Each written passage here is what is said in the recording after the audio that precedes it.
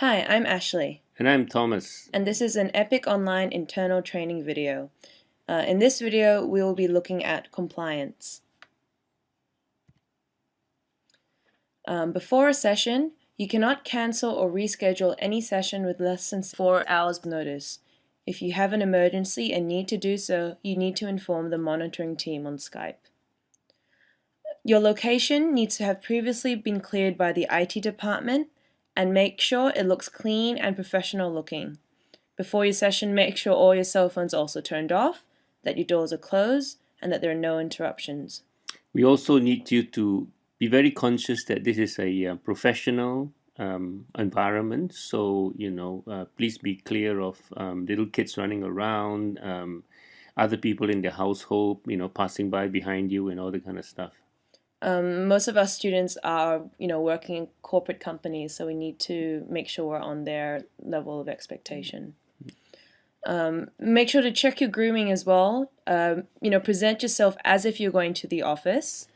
Yeah, we'll require the ladies to put on makeup, appropriate makeup for the office, and be appropriately dressed. For the boys, I don't think we need you to put on a suit and tie, but I think a proper shirt with a collar, not the round neck t-shirt, stuff like that.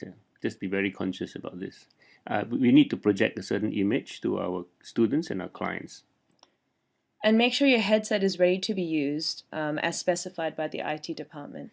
Yes, and we have been encountering a number of cases where the students have been complaining about loud tapping on the keyboard by the coaches, and we checked, and the coaches were using the headset, but unfortunately, sometimes the setting has been set to the built-in microphone on the PC on your laptop. So please, even though you plug in your headset, please check that the setting has been configured accurately so that yes, it's using the correct microphone. and do contact our IT people or Able Online if you need any help in this area. If it's your first session for the day, make sure you've rebooted your PC so that the RAM drives all clear. Yeah, because very often you may not be aware of this. You had been running other programs, and they are still sitting there somewhere in the PC, and it will be taking up processing power and maybe even affecting the internet connection. Also do a speed test and copy and paste the results to the monitoring team's Skype.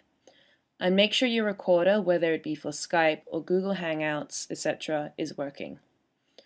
5 minutes to the hour or 10 minutes before your session starts, make sure to sign into Skype or Google Hangouts or whichever program you're using and log into the e-scheduler. Otherwise, the monitoring team will be looking for a substitute coach and you will be considered a no-show and subject to penalty. Yes, and the penalties are quite severe for the simple reason that this compromises the service we provide to our clients and could affect our business. And make sure to read the forum and familiarize yourself with the previous session of the student and the agreed exercise for the current session. One of the unique aspects of EPiC Online versus other English online programs is that there is a random assignment of coaches, and this is done specifically so that the student practice speaking with different people. This is critical to developing the conversational capability of the student. However, if we do not have a proper handover for each session, the chances are that the student might feel the whole thing being very disjointed. So it is important that you create a link from the previous session to the current session, and also provide that link for the next session, and so that the student feels that he or she is being looked after, and not just kind of being randomly done as a student.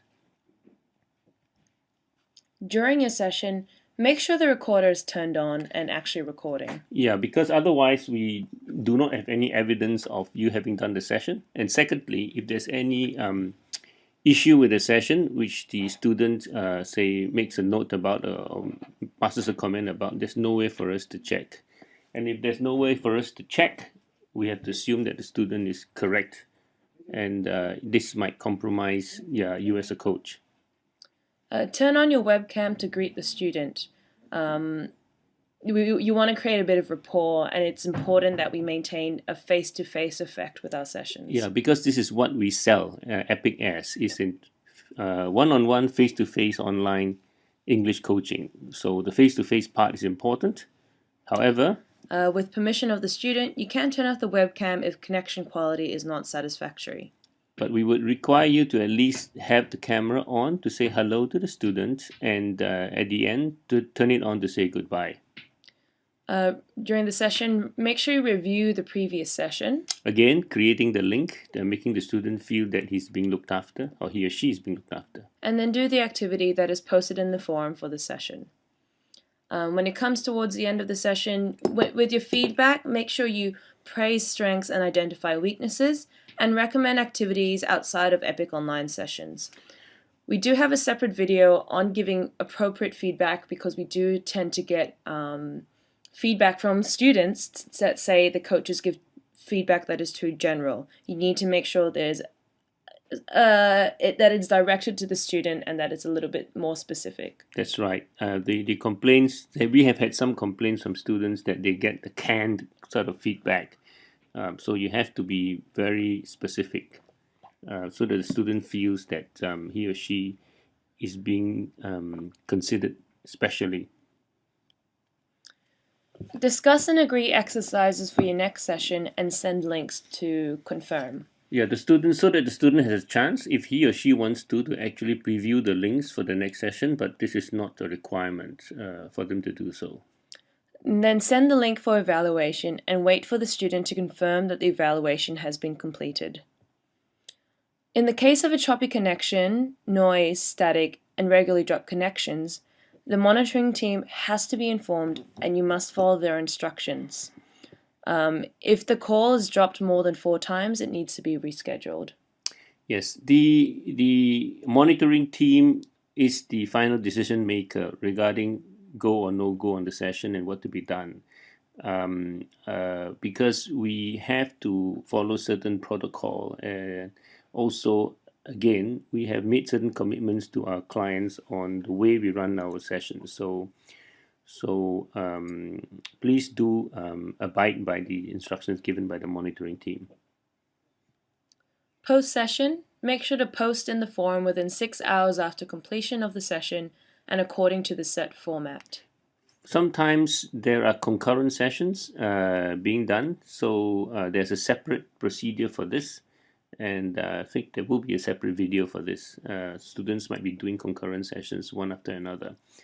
The importance about posting early is that the student could have another session coming up, and the coach for the subsequent session needs to be able to know what went on in the previous session. Make sure to label the recording of the session according to the set format and upload it within 24 hours of completion of the session. There is a compliance penalty as well, but this is discussed in the video on coach rates. Yes, this is quite important. Compliance is very critical for us, and unfortunately, we do have to impose penalties for those of you who do not comply. But the whole rationale of the penalty is not to penalize you, but to make sure you comply. Which actually the structure of the penalty is such that you can actually redeem the penalty if you are compliant in future sessions. So best is to refer to the video on coach rates. If you are penalized on compliance, you will be excluded from Coach of the Month considerations. Which is actually could be quite rich, because if you do a lot of sessions and you're Coach of the Month, you actually get a premium for every session that you do. So could be a very nice little bonus. And currently, I think we have 3 coaches of the month, and as the volume picks up, we intend to increase the number. But if you're really worried, just re-watch this video and do everything that was mentioned in the previous slides, and you should be okay. Okay, and if you have any questions, feel free to post on Facebook groups or write to any of the department heads directly. If you watch the video on the team, you will know who is in charge of which department, and the email addresses are also given. But it is easy to know the email addresses. It's the first name at janeshteam.com. That's the email address standard which we use. And that's everything in this video for today. Thank you. Thank you for your time, guys.